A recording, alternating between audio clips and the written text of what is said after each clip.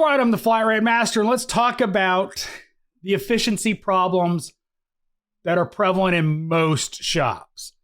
Now, obviously, we're talking most shops, not every shop, but a lot of shops have built-in inefficiencies in their culture, in how they operate. And it's something that annoys me to no end. I love efficiency. It's one of my defining personalities. Is I'm generally pretty lazy and I want the easiest, fastest way to do anything. It's how I work, how I live. You know, quality is not something I compromise on, but efficiency is also something I hate compromising on. Now, let's talk about some of this stuff let's talk about the stuff that most commonly comes up when you're talking shop efficiency. Now, the biggest one is diagnostics. Now, I've said many times that the average diagnostic should take less than an hour. And as long as the shop is billing an hour, the technicians are compensated for it. But a lot of inefficiency is lost during that process, not because of what the technician's doing, but difficulties with gathering proper information, replicating the customer concern, and just straight up not having the proper information for the technician that has to diagnose it. You know, yes, the service writer will write down the complaint, but all too often they don't get the where, the how, the when, and that can make diagnosing a car especially difficult if you don't know that information. You know, oh, well, it only does this after the rain, going down this street, at 10:30 at night may not be valid information, but on the other side of it, it only does it in the rain isn't a really important piece of information.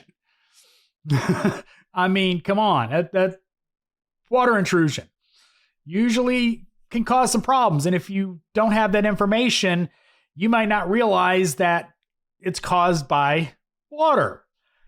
Just an example, but that's something that inherently causes inefficiencies when it comes to diagnosing cars, not having all the information or having to go to the service writer to get that information. And that is something that is way too common. The customer should be talked to about their symptoms, the where, the when, the how. Now, a lot of shops are excellent about gathering that information as thoroughly as they can. And some of it's chaff. Some of it's, like, only happens on this street at 10:30 at night. Finding out it only does it at 10:30 at night on a single street. It's not useful information, but a lot of other information is. The more difficult diagnostics, there's inefficiencies basically with the process. And that can be helped with training. Understanding a workflow that will help you come to the proper conclusion will help you get better at improving your efficiency. That just comes through training and experience. You know, figuring out, oh, I've got a wire broken somewhere. How do I find it? Knowing how to find it is training and experience. Rarely on those kind of diagnostics can the shop really help all that much unless there's a more experienced technician that can take it over and be more efficient at it.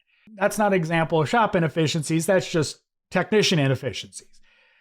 Waiters, I'm not going to go deep into waiters. The inefficiencies of being taken off a job are massive.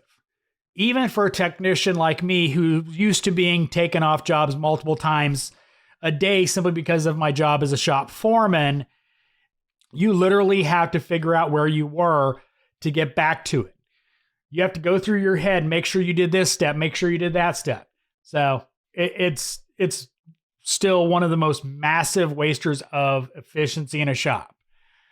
But we'll move on because I've talked about that ad nauseum. So anyway, let's talk inefficient scheduling. Now, this one is an extremely difficult one to deal with because scheduling is difficult to deal with. Having enough work for all of your technicians, having enough steady work coming in that your technicians have work while they're waiting for approvals, et cetera, et cetera. You have several technicians waiting for the next appointments to come in. You're not scheduling enough. You're scheduling a problem into your business because your technicians are not being efficient because they don't have enough cars to work on. Now, it may be that that oil change was on a brand new car and didn't really need it much in the way of anything.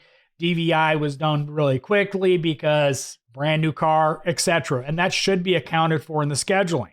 Oh, we're scheduling it at 2024? Yeah, 15 minutes.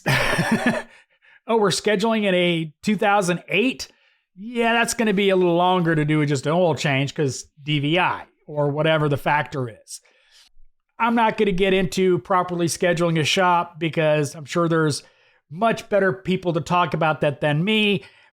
But from a technician standpoint, it's obvious when it's not right. If you're standing around waiting for the next car to come in, that's a problem. If you're standing around a lot waiting for the next car to come in, that's a huge problem. And that's built-in inefficiencies that you're not taking advantage of your technician's time. And especially sucks when they're flat rate because, flat rate. It also sucks when they're commission because, commission, if they're sitting around, they only making their hourly rate. But anyway, parts are a big one, but mostly can be mitigated by communication. If you know a part's not going to be there till 5 o'clock, that should be communicated to the technician every time. If they don't know it and they just got, handed a bunch of parts and you're bugging them about that car thinking it needs to be done that day and they don't know their part's not coming in till 5 and they start working on it thinking that was one of the parts that got dropped off. Now the technician is partially to blame at that because they didn't verify the part was actually there. But communication should be very open between technicians and service advisors. They should be told, you're not getting parts for that car till 5 o'clock. Don't touch it. But that's often not done. Communication on parts should be very frequent. For instance, in the communication that ticket got sold, there should be a conversation in that same conversation about when the parts will arrive. We're getting everything for this car except this. This is coming tomorrow via FedEx. That's an important thing to communicate to the technician, and it often is not communicated. So that's something that's really important, communicating on parts availability. If your technicians don't know when a part's going to be available, they're not going to know when to start a car other than when you start screaming at them or tell them, I need this car right now. And they may not even be aware they don't have all their parts. That's another thing. We all know you log in every part into the system that you received, right? Right? Well, if you received all parts for a car, that needs to be communicated to the technician. Hey, we got all the parts for this, so you're good to go on that. Get on it when you can. Lack of communication adds so many levels of inefficiency in that system. So communicate about your parts. The more efficient your technician is, the more they can get those cars out at 5. Because that's the thing, is the more efficient your technicians are, the more cars you can get out, the more money everybody makes. The more barriers you put in front of your technicians on efficiency, the less efficient they're going to be, the less cars you're going to get out. So make sure you remove all the efficiencies you possibly can. Now, we all know, of course, that there's inefficiencies that just can't be gotten rid of. You can only do so much if you only have one bay as a technician. There's inefficiencies in pushing cars in and out that hard to really compensate because at minimum you need 2 people to get a car in, one to push, one to drive. So there's inefficiencies that are unsolvable, but there's a lot that could be solved very easily. So look around your shop, figure out what is inefficient, and fix it. Everybody makes more money. It's as simple as that. The more inefficiencies you remove from your shop, the more money everybody makes. So I hope you found this video helpful. As always, thanks for watching. I am the Flat Rate Master.